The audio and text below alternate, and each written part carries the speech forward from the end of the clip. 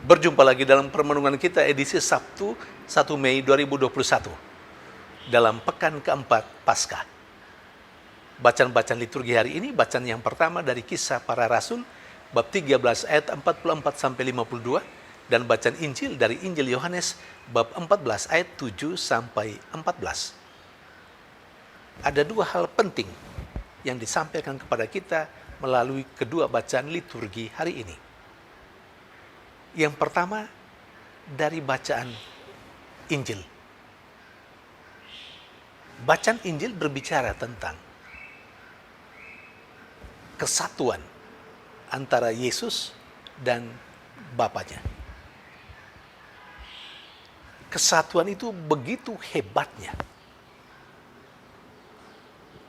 Kesatuan itu begitu luar biasanya. Sampai Yesus berani mengatakan kepada Filipus, muridnya, yang melihat aku, melihat Bapa. Dalam pernyataan Yesus ini, sekali lagi, kita bisa membayangkan bagaimana keserupaan antara Yesus dan Bapaknya. Bahkan lebih jauh, Yesus menegaskan, Bapalah yang berkata-kata melalui dia. Bapaknya lah yang mengerjakan segala sesuatu melalui dirinya. Luar biasa, bukan? Saudari dan saudara yang terkasih, kita memang tidak seperti Yesus. Tetapi satu hal penting yang harus kita pahami dan pasti kita tahu,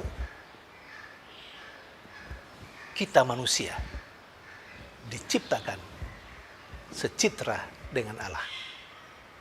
Kita diciptakan menurut gambar Allah. Artinya, ada keterkaitan, ada keserupaan dalam kadar yang lebih kecil barangkali antara kita dengan Allah. Maka seharusnya kalau kita menyadari itu, bahwa kita diciptakan secitra dengan Allah, kita diciptakan serupa atau segambar dengan Allah, mestinya hal-hal yang ada di dalam diri Allah juga harus ada, mungkin sekali lagi dalam kadar yang kecil, ada di dalam diri kita. Mestinya ada keserupaan, sekali lagi dalam kadar yang kecil, keserupaan antara tutur kata Allah dan tutur kata kita. Ada keserupaan pikiran-pikiran Allah dengan pikiran-pikiran kita. Ada keserupaan antara tingkah laku Allah dengan tingkah laku kita. Dan itu yang mesti menjadi makanan kita sehari-hari. Itu yang mesti kita lakukan setiap hari. Sehingga orang yang berada di sekitar kita, yang hidup bersama kita, bisa mengalami Allah melalui diri kita, melalui perasaan-perasaan kita, melalui pikiran-pikiran kita, melalui perbuatan-perbuatan kita, melalui tutur kata kita. Pertanyaan refleksif, apakah kita selama ini telah menunjukkan hal itu, bahwa kita secitra dengan Allah kepada sesama kita, kepada orang-orang siapapun mereka yang ada di sekitar kita?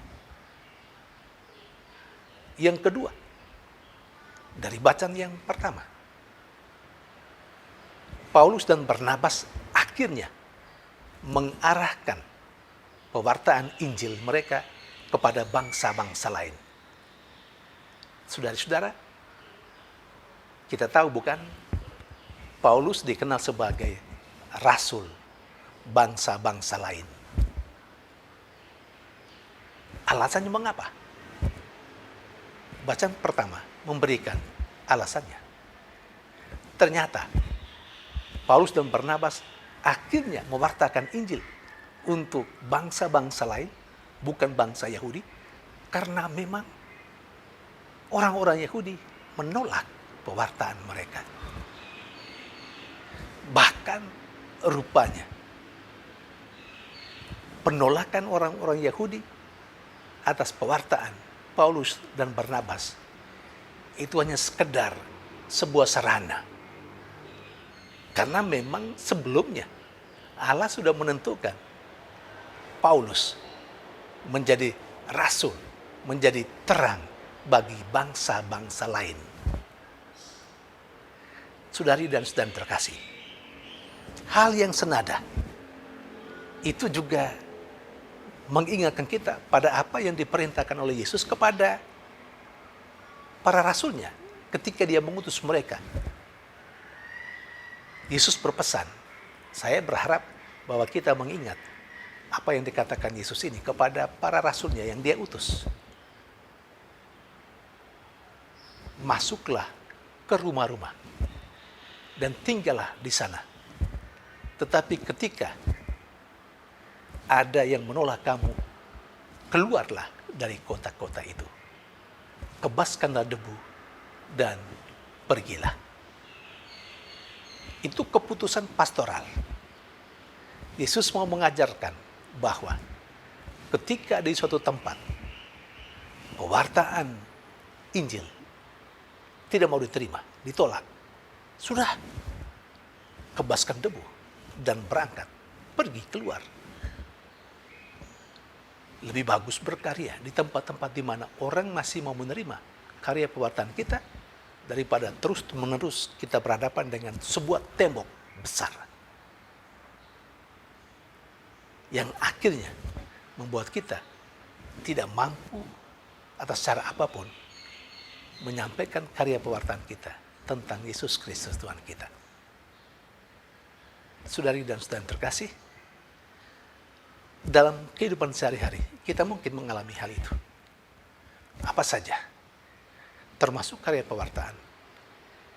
Kalau memang ada orang yang tidak suka dengan pekerjaan-pekerjaan kita, dengan karya-karya kita, sudah kebaskan debu.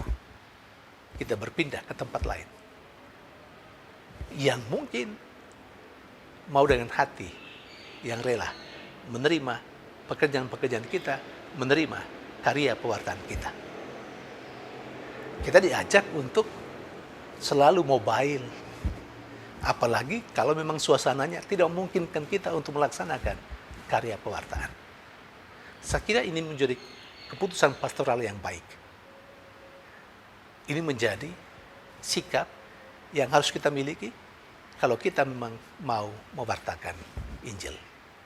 Semoga kedua bacaan liturgi hari ini memberikan inspirasi bagi kita dan menguatkan kita yang berkarya untuk mewartakan Injil Tuhan. Tuhan memberkati.